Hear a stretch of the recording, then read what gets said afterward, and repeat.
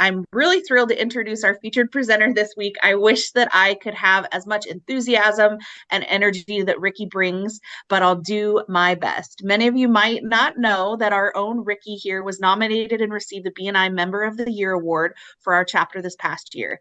After chatting with him about this prestigious award, I learned how honored and humbled he was to receive it.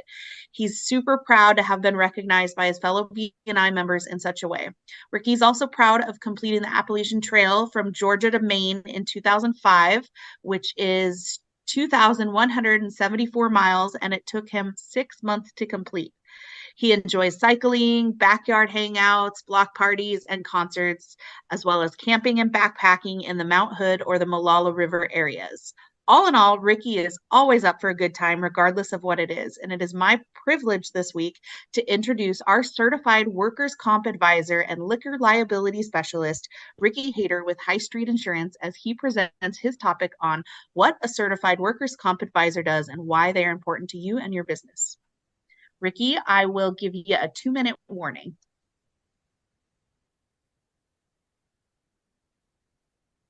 Thanks, Kelsey. Okay, or Whitney, Kelsey. That's embarrassing. Okay, I'm going to try and keep this. This can get really deep, so I'm trying to keep it easy for everybody. What does a certified work comp advisor do? I don't know. The short answer, we help businesses build and implement a work comp program that gives them control of their total cost of risk. The result is a discount on the premium of their policy. This has a direct positive impact on their bottom line, making them more profitable. Agents and employers alike have been taught that comp is comp and there's nothing you can do about it. This leads to most agents competing on price and employers buying on price because they feel there's no better way to control costs. The problem with this approach is that the policy itself is only the result of the actual work comp program that does or does not exist. What I do as a certified work comp advisor is help business owners define and then control both hard and soft costs that arise when a business doesn't have an actual work comp program in place. For today's presentation, I'm going to focus on 3 factors that have a direct impact on the price of the policy. Let's start by looking at the process a CWCA follows to help business owners take control of their costs through their work comp program. Workers' comp is the only line of insurance that business owners have control over what they pay each year. Here's a map of the process I follow with clients to identify what problems need to be addressed to build and implement a strategic work comp program. We start in the yellow and go clockwise through the process from there. Now, I know this looks like a lot and there's no way that we're going to cover all of this in 10 minutes, so I'm going to simply highlight 3 key factors that drive up employer costs around work comp and why controlling them are the foundation of a successful program. But it's important to see the entire process just so you guys can understand what it looks like. Audits, the experience modification factor, and understanding the total cost of risk are the 3 factors I'm going to highlight. As you can see, these factors make up the top half of the cycle. They're the first things we need to dive into before we can put together a successful program. The bottom half is the implementation of the program of the business needs. By starting with an audit to understand what we're working with, we find our way to the solutions necessary to implement. The fun part of the implementation process is that it includes working with many of our chapter members here for things like HR processes, employee benefits, cash flow, coaching, and treating injured workers to help get them healed properly.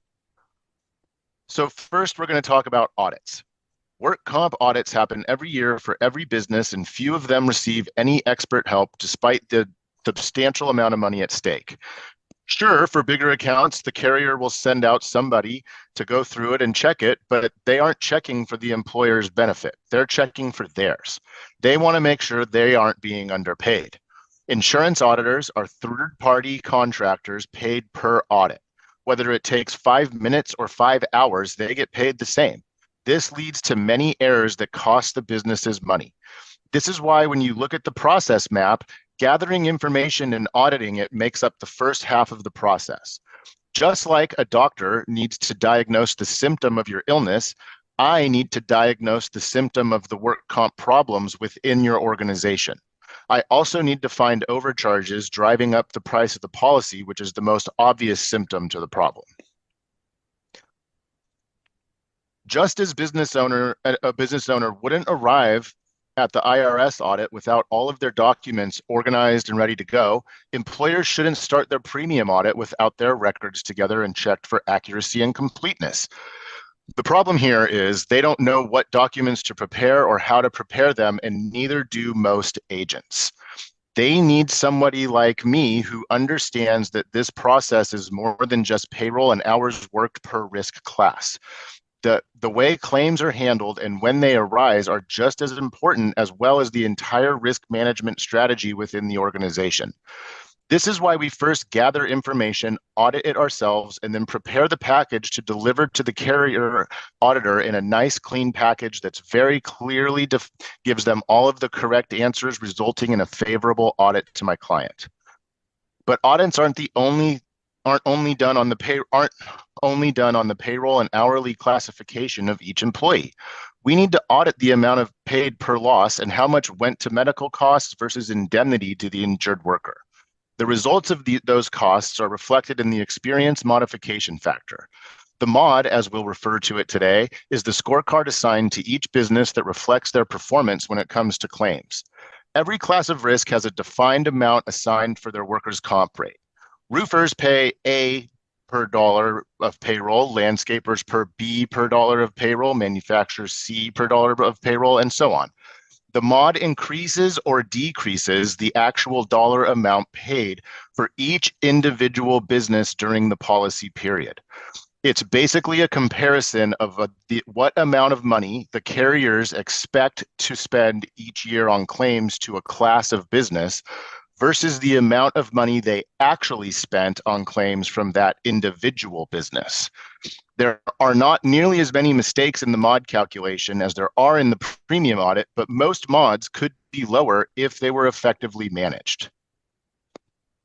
The first thing we identify for employers is how low the mod can go. Every experience-rated employer has a minimum mod based on their class of risk. This is what their mod would have been had they suffered minimal employee injuries during the previous policy periods. For example, if the carrier expects to pay out $1,000 a year on claims from the business, and at the end of the year, they paid out $1,000 of claims, the mod is a 1. It's average. Every class of risk has a minimum mod assigned to it. So let's say your premium is $10,000 a year for easy math and your mod is a 1. That's the expected rate. But if your mod is a 0.8, you pay $8,000 instead of $10,000. And if your mod is a 1.2, you pay $1,200 instead of $1,000. As a CWCA, I have access to the tools to calculate the minimum mod and identify how close or far my clients are to it. Once that's identified, we now know how to design the work comp program to get to the minimum mod.